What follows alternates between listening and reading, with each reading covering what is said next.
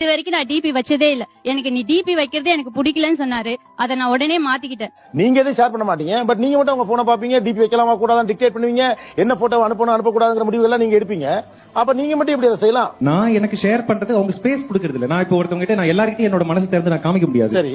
என் கூட யார் உருக்கமா என் கூட பேசுறாங்களோ அவங்க கிட்ட தான் என்னோட பர்சனல் விஷயத்தை ஷேர் பண்ண முடியும். அவரா வந்து அவரோட ஃபீலிங்கை ஷேர் பண்ணுவாரு. நான் இன்னும் வெயிட் பண்ணிட்டு இருக்கேன் சார். நானு அவங்களுக்கு இருக்கிறது எல்லாம் கியூரியாசிட்டி சார். இல்ல, வாட்ஸ் ராங் இந்த கியூரியாசிட்டி வந்து லைஃபுக்கே வந்து நல்லது இல்ல. அதெல்லாம் யார் சொன்னா? Curiosity makes life boss. நான் சொல்றேன். இல்ல, அவங்களோட கியூரியாசிட்டிய உச்சம் எங்க போய் நின்னுது அப்படின்னா, இவன் மொபைல எப்படி நம்ம வாங்குறது, பாஸ்வேர்டு எப்படி நமக்கு தெரியறது இல்ல, எப்படி பண்றதுன்னா ரொம்ப டாக்டிக்ஸ் எல்லாம் யூஸ் பண்ணுவாங்க. திடீர்னு ஒரு தடவை வந்து நான் சாப்பிட்டுட்டு இருக்கிற நேரத்துல வந்து ஏங்க அந்த மொபைல கொஞ்சம் ஓபன் பண்ணி கொடுங்க, போட்டோ பார்க்கணும் அப்படின்னுவாங்க. இல்ல, நான் என்ன கேக்குறேன், இவ்வளவு தூரம் ஒரு மனைவி டாக்டிக்ஸ் எல்லாம் யூஸ் பண்ணி உங்க போனை ஆக்சஸ் பண்ணக்கூடிய அளவுக்கு ஏன் நீங்க அதை ரகசியமா வச்சிருக்கீங்க? இல்ல, மனைவி வந்தவங்க இடையில வந்த உறவு, ஓகேங்களா, அவங்க கிட்ட எல்லாத்தையும் நம்மளால ஷேர் பண்ணிட முடியாது. அப்ப யார்கிட்ட அதை ஷேர் பண்ணலாம்?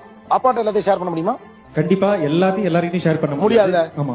அப்ப ஏன் உங்களை இடையில வந்த உறவுங்கிறீங்க? அப்ப நடுவுல வந்ததுனால ஃபுல்லா ஷேர் பண்ண முடியாதுங்கிற லாஜிக்கே இல்லையே. ஏன்னா